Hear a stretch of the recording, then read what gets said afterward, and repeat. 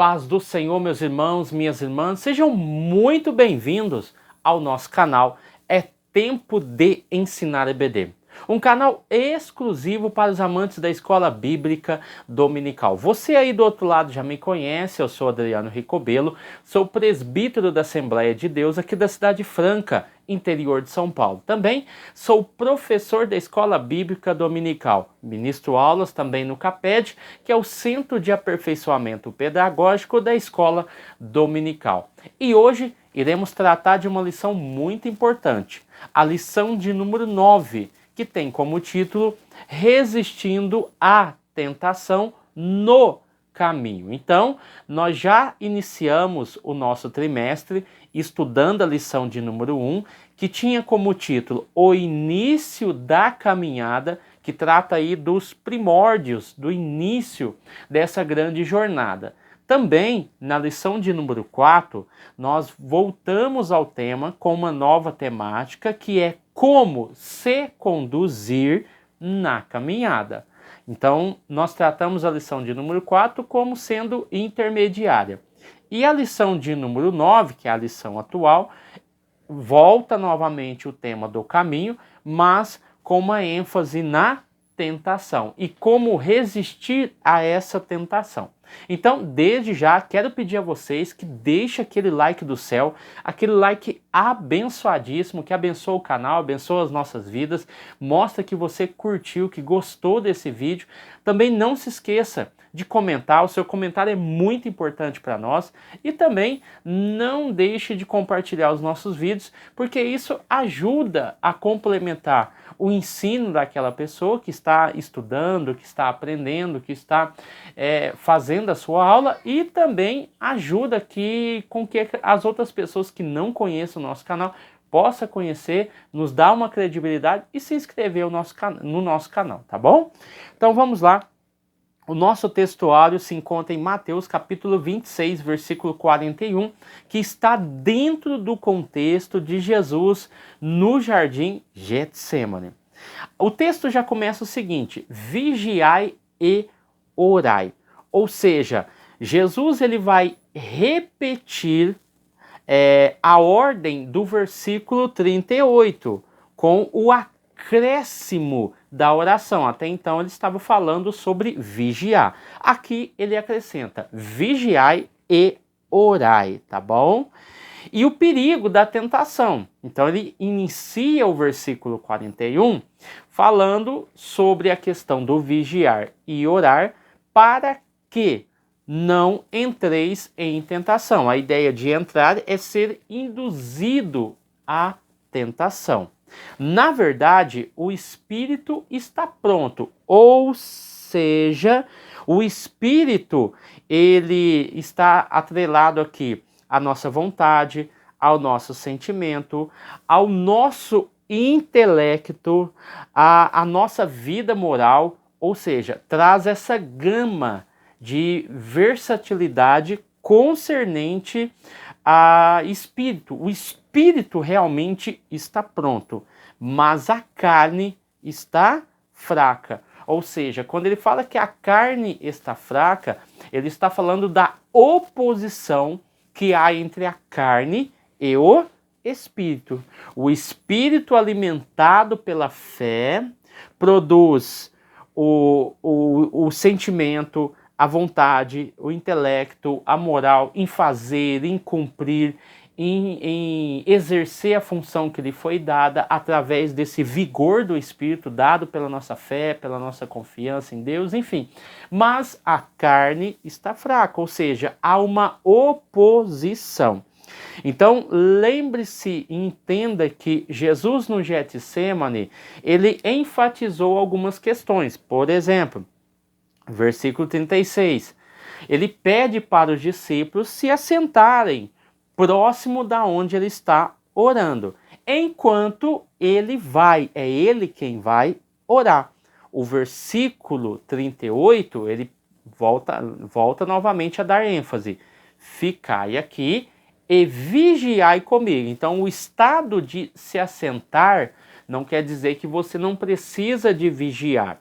E o estado de vigiar não quer dizer que você esteja em oração. É vigiai e orai. Quem estava orando era Jesus. Quem deveria vigiar era os discípulos. Versículo 40. Voltando, achou-os dormindo, mas a ênfase não era para que eles vigiassem. Aí o versículo 41 vai dizer: vigiai e orai, para que não entreis em tentação. É óbvio que nós estamos trazendo aqui uma ênfase dentro do contexto. Quais são as ênfases? Vigiai e orai. Aí o versículo 42, como ele encontrou os discípulos dormindo e a ideia era para que eles ficassem vigiando e Jesus orando, aí o versículo 41 ele volta e diz: tá, já que vocês não vigiam, então é melhor vigiai e orai. Eu estou dando uma lição para vocês, não é para vocês ficarem dormindo. Então ele tornou-se a retirar-se do lugar aonde eles estavam com os discípulos, que é o versículo 42, e voltou a orar novamente. Aí o versículo 43, a Bíblia vai dizer que ele volta novamente e achou-os outra vez dormindo. Ou seja, na primeira questão não estavam vigiando, na segunda vez que Jesus voltou, eles estavam dormindo, então aqui ele pede para vigiar e orar, depois ele volta e vai achar eles novamente dormindo. E o versículo 44, ele vai dizer assim, ó, deixando novamente foi orar pela terceira vez. E o versículo 45, e voltou, e ainda dormes e repousais.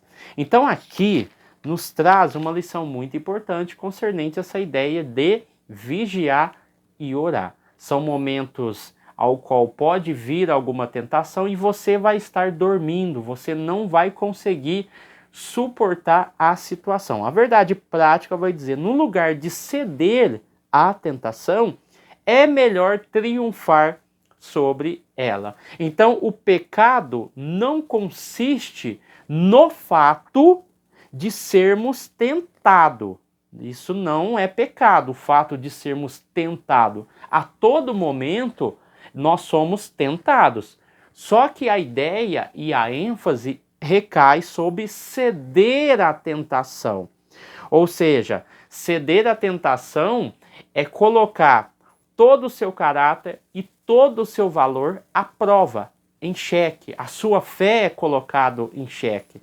Então, todos podem ser tentados. E o fato de ser tentado não significa que você provocou o pecado ou que você está em pecado. O autor vai deixar bem claro que a tentação, ela não está intimamente ligado somente à pessoa que comete o pecado, mas a pessoa que pode ser tentada. Então nós vamos aprender isso e nós vamos ver que todos nós estamos sujeitos à tentação do maligno. Mateus capítulo 4, do 1 ao 11, nós vamos tratar no corpo do texto, tá? Mas só para recapitular aqui, Jesus, após o batismo, ele foi conduzido pelo Espírito ao deserto para ser tentado.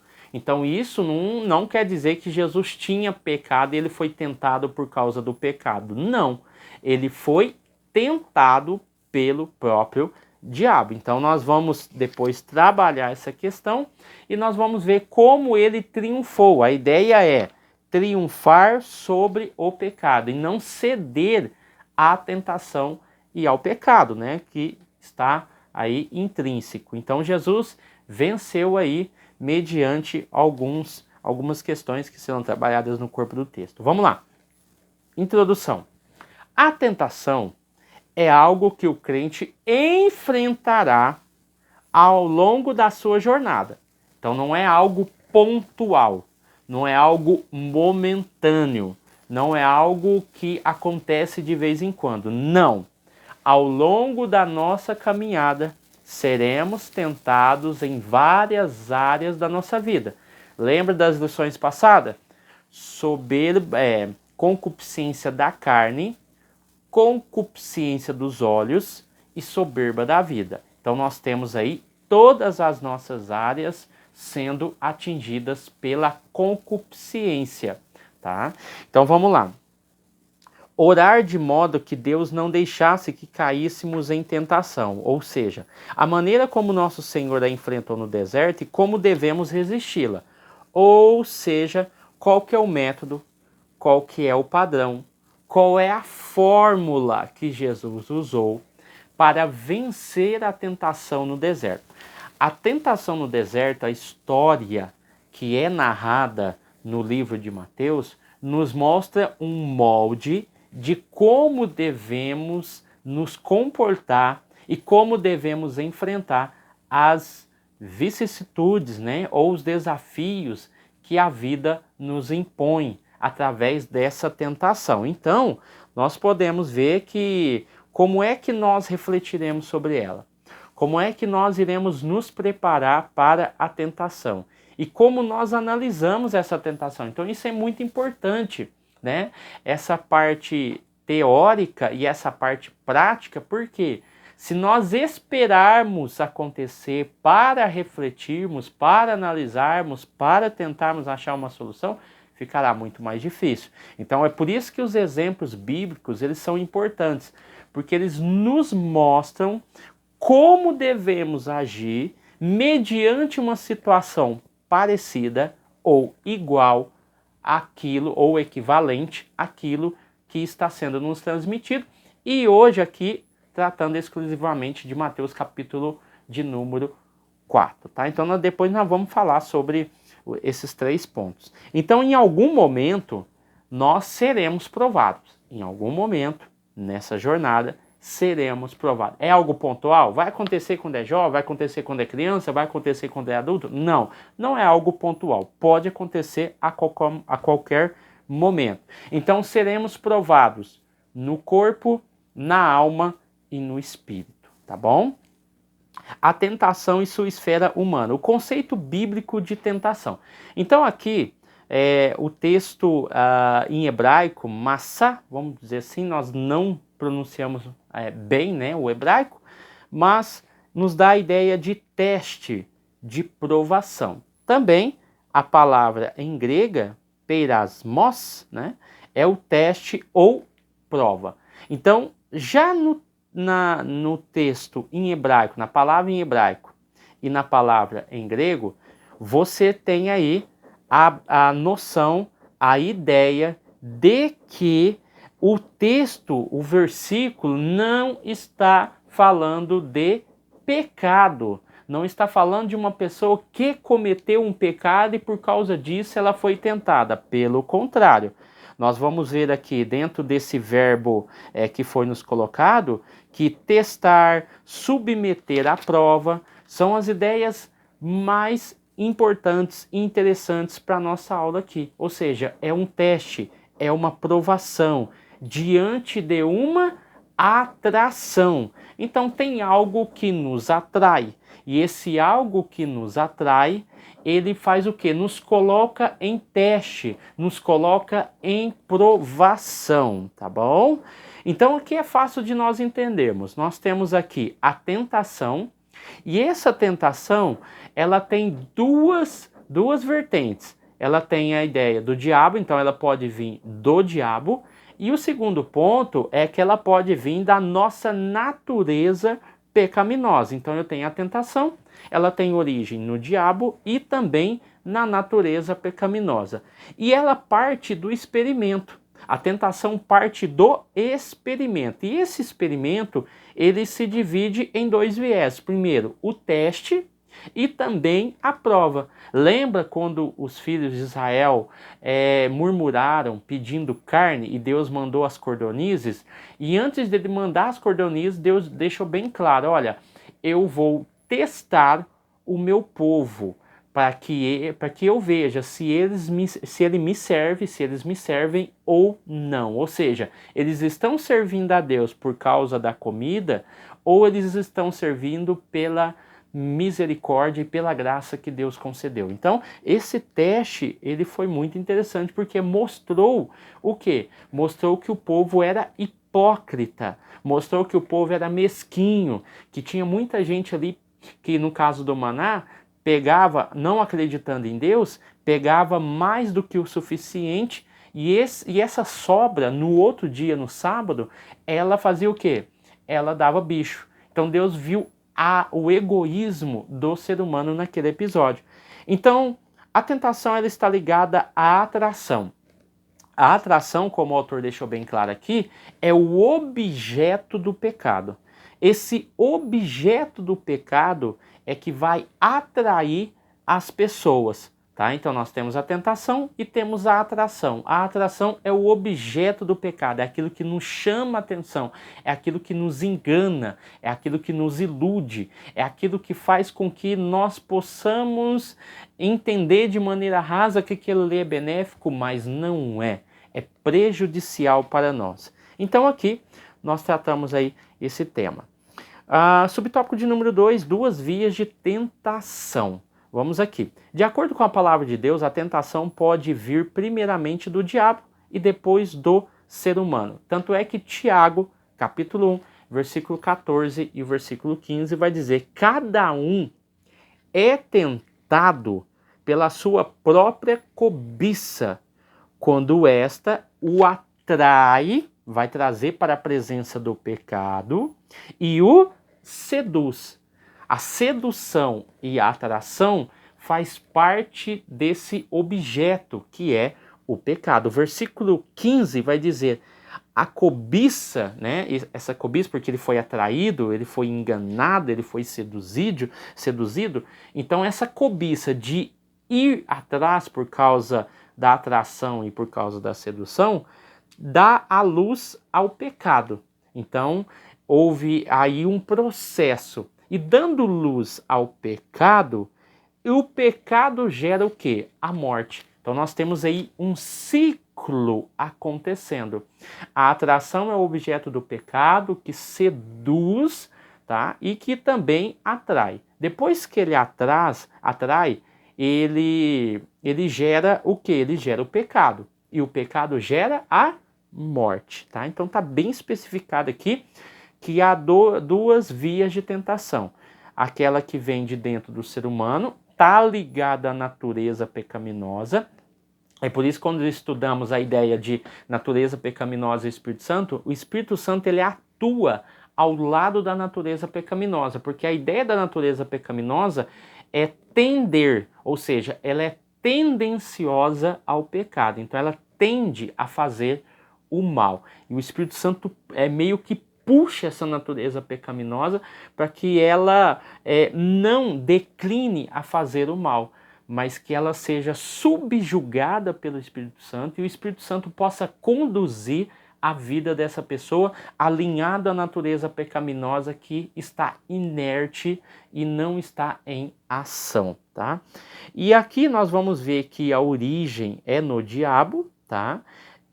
E também os objetivos, é de desviar o cristão de sua rota e de seu propósito, tá? Então nasce de dentro do ser humano, aquilo que nasce de dentro dos seres humanos tem a ver com os vícios da alma, quando no lugar de darmos primazia ao fruto do Espírito, integramos-nos à atração, engodo e ao deleite da concupiscência, tá? Então nós temos que tomar muito cuidado com essa questão. O subtópico de número 3, tentação, um fenômeno humano. Então nós já aprendemos que existe dois viés, ela pode vir da nossa natureza pecaminosa e pode vir do próprio Satanás. Fato é que essa tentação é um fenômeno humano, ou seja, nasce de dentro do coração do ser humano, tá? Da sua natureza pecaminosa que aí está incontrolável. Ninguém sendo tentado diga, de Deus sou tentado, porque Deus não pode ser tentado pelo mal e a ninguém tenta. Então, a aprovação de que vem da parte de Deus para aperfeiçoar o caráter do crente. Contudo, um teste que incita o mal não vem de Deus, ou seja, as ações que evidenciam uma vida dominada pelas paixões carnais são de inteira responsabilidade humana, tá? Então é interessante quando a gente fala de tentação, e o autor deixou bem claro, né? que a tentação ela vem do diabo e vem da natureza pecaminosa. E ela tem sempre um objetivo: destruir, trazer confusão, trazer destruição. Mas e quando o teste ele vem da parte de Deus? Esse teste ele não vem embutido, essa tentação, ela não vem embutida de caráteres malignos. É até difícil compreender isso e analisar isso pelo fato de a tentação, o termo tentação, está sempre ligado a algo negativo, estar sempre ligado a algo maligno. Mas no tópico 1, subtópico de número 1, nós já aprendemos que o termo tentação está ligado à provação, a um teste, a uma prova, submeter-se à prova, enfim, é algo que pode vir de Deus, sim, e o autor deixou bem claro aqui. Só que ela não tem conotações malignas, ou seja, Deus tenta alguém, ou seja, Deus põe uma provação na vida daquela pessoa com o intuito de destruí-la, mas de aperfeiçoar o seu caráter, a sua conduta e a sua fé. Tiago capítulo 1, versículo 3. A provação da vossa fé, a provação da vossa fé, uma vez confirmada, produz perseverança. Então o texto está deixando bem claro que nós podemos ser provados em alguma área da vida, e essas provações provenientes de Deus, elas não são malignas, mas provam a nossa confiança, provam a nossa fé, provam a nossa índole, provam a nossa moral e a nossa ética diante de Deus. Então essas provações, elas não estão somente no âmbito espiritual, pode estar no âmbito social, lá no meu trabalho, na minha família, de alguma forma nós somos provados. E essas provações, elas podem vir de várias partes. Tanto é que uma das maiores provações que alguém pode ter foi Abraão, que Deus pediu o seu filho, né, em sacrifício. E quando ele foi fazer o sacrifício, Deus falou: não mate o menino. Ou seja, houve ali uma provação até difícil para os nossos padrões modernos de entender e compreender essas coisas. Mas nós sofremos provações todos os dias. Todos os dias a nossa fé é colocada em xeque. Todos os dias a nossa índole, a nossa conduta é colocado na mesa. E aí que nós provamos o nosso valor, provamos que a nossa fé ela não é passageira, ela não é palha, e somos provados e aprovados. Então a nossa fé, uma vez provada, ela é confirmada e produz perseverança. Então, aos cristãos não é permitida a ausência de provas ou tentações, mas a força necessária para suportá-la. Então a ideia não é ficar questionando se a provação ela vem de Deus ou não. Se ela foi gerada devido à minha natureza pecaminosa, que é egoísta, que é isso e que é aquilo, ou se ela veio do diabo. Fato é que, independente da direção que ela vem, nós devemos entender que nós devemos ter uma força necessária para suportá-la, para que nós não possamos o quê? Se vier a sucumbir. Então isso é muito importante para nós entendermos, porque todos os dias sofremos provações. Então, a ideia de tentação, o autor deixou bem claro aqui no auxílio bibliográfico, né? Também aparece no mau sentido, de induzir ao pecado. Então, essa é a ideia geral que nós temos de tentação, que alguém ou alguma coisa está nos induzindo ao mal. Ou seja, nós sabemos que o diabo é o acusador de ser o instigador de tais provas. Isso é fato, nós entendemos e compreendemos. Mas a tentação para pecar frequentemente se origina na onde? No pensamento maligno, da concupiscência e de provações às quais as fontes, ou seja, as quais um forte desejo por riqueza bem pode se juntar. Ou seja, tem questões, tem provações que vêm dos nossos próprios deleites, tá? Então, a tentação para pecar nunca vem de Deus.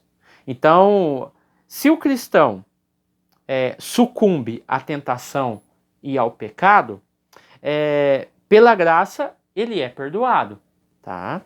E a recompensa pela resistência é a coroa da vida. Então, essa provação que vem, ela vem para nos testar. Ela vem da área emocional, área financeira, física, espiritual, psicológica. De alguma forma ela aparece, ela nos testa. E nós devemos entender que se for de origem que a tentação veio e a gente pecou, a gente tem a graça. A graça nos ajuda a superar esses obstáculos. E as tentações do nosso dia a dia nos faz entender o quanto somos falhos, pecadores, e precisamos da auxiliadora graça de Deus. Então Deus testa no Antigo Testamento a veracidade da confiança que o seu povo tem nele. Deus testa através de severos tormentos físicos e espirituais. Existe também a tentação no mundo, no mau sentido, ou seja, existe a tentação no mau sentido, de conduzir ou induzir ao pecado. Então, nós entendemos também que, levando em consideração o Antigo Testamento, Israel tentou a Deus no deserto e pagou um alto preço por isso. Por isso que Deus deixou bem claro no episódio após as codornizes. Eu vou mostrar para eles o que é ficar contra mim. Tá? Então nós entendemos aqui que esse pecado ele pode vir de 3 esferas. Aliás, essa tentação pode vir de 3 esferas. Pode vir da natureza pecaminosa, pode vir do próprio diabo e pode vir da parte de Deus. A única diferença é que da parte de Deus, ela não vai nos induzir ao pecado, mas vai colocar em prova a nossa fé em Deus. Tá? Isso é muito importante. Tópico 2, o Senhor Jesus e a tentação. Aqui nós já entramos claramente dentro do texto. E a provação do Senhor Jesus. Após o batismo, Jesus foi conduzido ao deserto pelo Espírito. 40 dias ele foi tentado por Satanás, em uma intensa batalha espiritual contra o príncipe deste mundo. Então, Jesus o objetivo de Satanás era fazer com que Jesus se desviasse do propósito e satisfazer as suas necessidades no momento. Contrariando o quê? A vontade do próprio Deus. Aí, o texto vai dizer aqui que Jesus resistiu sabiamente às propostas que foi oferecidas a ele através da oração, do jejum e da palavra. Lições essas, termos esses que foram estudados aulas passadas, tá? E o Senhor Jesus estava espiritualmente forte, tá? É importante, porque quando a gente passa, por exemplo, por uma prova, uma tentação, uma prova, um teste, tá? Tentação não é o diabo ficar falando ali no seu ouvido, é uma provação, é colocar em teste.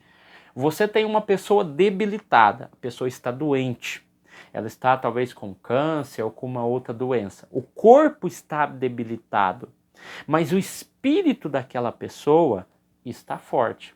Mediante alguma tentação, o corpo, que a carne, a natureza pecaminosa é fraca e ela pode até estar tendo uma inclinação a fazer, mas o espírito está tão forte que ele consegue resistir e quebrar essa barreira e assim ter a vitória desejada. Então, em Lucas capítulo 4, versículo de número 13, o que nós podemos tirar aqui da questão da aprovação do Senhor Jesus? Foi a única provação? Jesus só passou por essa provação? Não. O texto deixa bem claro. E se ausentou-se dele por um tempo. Então a ideia é, eu posso ser tentado, mas o que eu não posso fazer é ceder à tentação. Jesus não foi tentado somente nesse episódio, somente nesse momento. Em várias outras ocasiões, que não cabe aqui a gente especular muito, mas o irmão já sabe, Jesus foi tentado de todas as formas, pelos discípulos, ele foi tentado pelos fariseus, pelos saduceus, ele foi tentado por N situações ao qual ele teve que dar uma resposta, ele teve que agir de alguma forma. Os homens que foram levar aquela mulher adulta, aquilo ali é o quê? É uma tentação. Eles tentaram achar uma brecha, eles tentaram Jesus naquele momento para saber qual era a opinião dele para arrumar uma acusação. Subtópico de número 2, as áreas que Jesus foi tentado. Primeiramente, na área física, tá? Pedindo para que Jesus transformasse a pedra em pão para saciar uma necessidade fisiológica. Segundo, a natureza divina, pedindo para que Jesus se lançasse do pináculo do templo para demonstrar que realmente ele era Deus, que ele era filho de Deus, porque se você é filho de Deus, qual que é o termo? Se tu és o filho de Deus, ou seja, colocando uma incógnita, fazendo uma provocação para que se tenha uma reação da parte de Jesus, foi o que aconteceu aqui.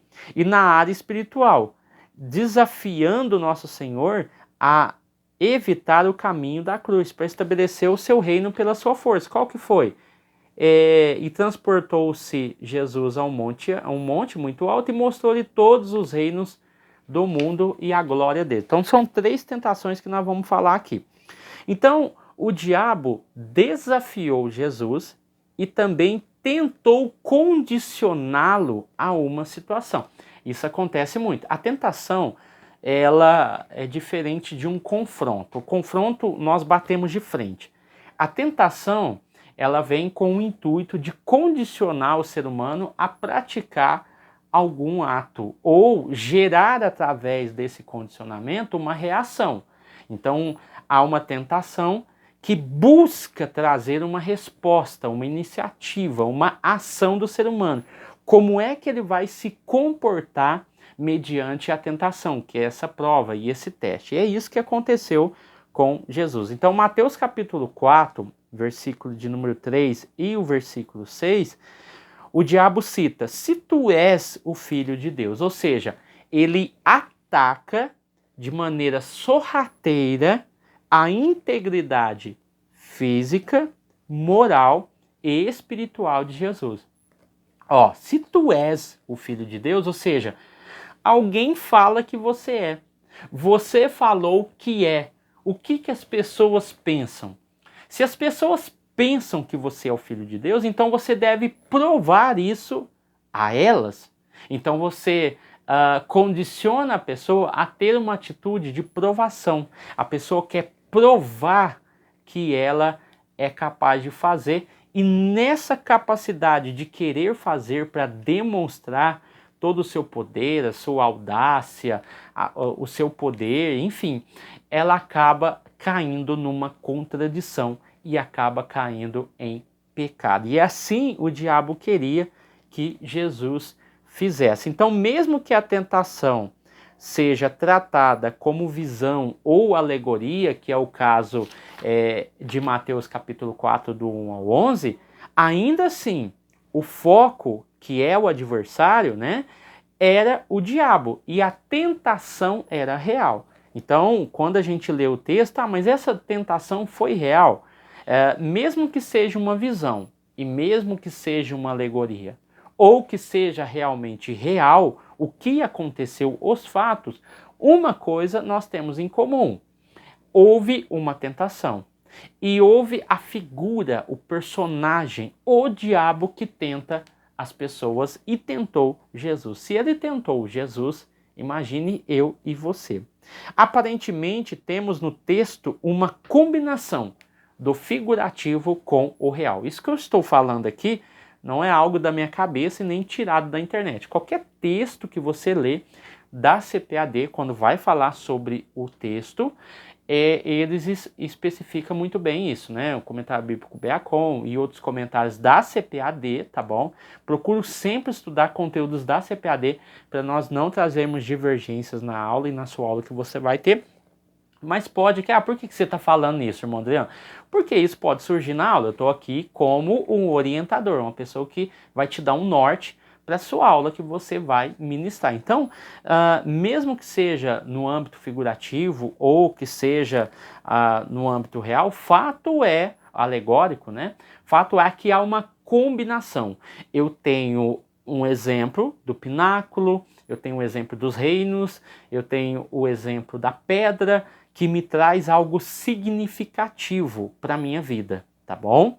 Então vamos lá. Se tivesse transformado a pedra em pão, que foi falado aqui, teria usado seu poder para suprir e escapar da sua própria necessidade. Então, aqui nós teríamos uma derrota de Jesus, porque ele usaria o seu poder para suprir uma necessidade e escapar de forma eficiente e eficaz da tentação que ele estava sofrendo. Então, a ideia é nos dar o exemplo, tá? A exibição de saltar do templo foi a armadilha para abusar de Deus, citando o Salmo 91, versículo 11, de forma fragmentada, omitindo e mentindo, né? Então ele usa a Bíblia, mas ele é o pai da mentira. A gente pensa, quando analisa aqui, que ele usou a Bíblia de forma inteligente, o diabo, né? Mas não. Aqui nesse caso, ele omitiu. Ele usa o Salmo 91, versículo 11, mas omite e mente e dá uma nova interpretação ao versículo que ele citou a Jesus. E a tentação de garantir domínio e poder, que é a terceira tentação dentro do texto, é aquela ideia: faça o mal e o bem virá, né? Se você se curvar diante de mim, você vai receber todo o reino, toda a glória. E isso nós caímos às vezes em engodo, porque eu vou fazer o mal aqui para gerar o bem. Isso não existe, isso é um engodo, isso é uma mentira, tá? Tornando um atalho para a sua soberania de direito. Ele já tinha por direito todo o poder no céu e na terra. Mas o diabo, para antecipar esse poder, talvez a gente não entenda, mas o que o diabo estava querendo era falar o seguinte: você não precisa passar pela cruz, você não precisa se sacrificar, você não precisa pagar o preço, você não precisa ser humilhado, eu tenho um caminho, eu tenho um desvio para você se dar bem. Ou seja, é só você se curvar perante mim que eu vou te dar todo o poder dos reinos na sua mão. E isso acontece muito na nossa vida, porque em algumas áreas da nossa vida nós somos tentados financeiramente. E a pessoa fala assim para você: olha, entra nesse esqueminha aqui comigo, porque se você ficar trabalhando do jeito que você está trabalhando aí, você nunca será rico. Descarta totalmente os milagres de Deus e fala assim: olha, você nunca terá um carro, você nunca terá uma casa, você vai ser um miserável, um pobre pé rapado e você não vai conseguir nada na sua vida. Mas eu tenho uma solução para você. Vem aqui por esse caminho aqui, o caminho do desvio do dinheiro, que em pouco tempo você vai ficar rico. Em pouco tempo você vai ter a sua conta no banco cheia. Mas isso é um engodo, é poder, é autonomia, dinheiro, através de ações ilícitas. Então não pense que você não pode ser tentado em algumas áreas, que pode sim.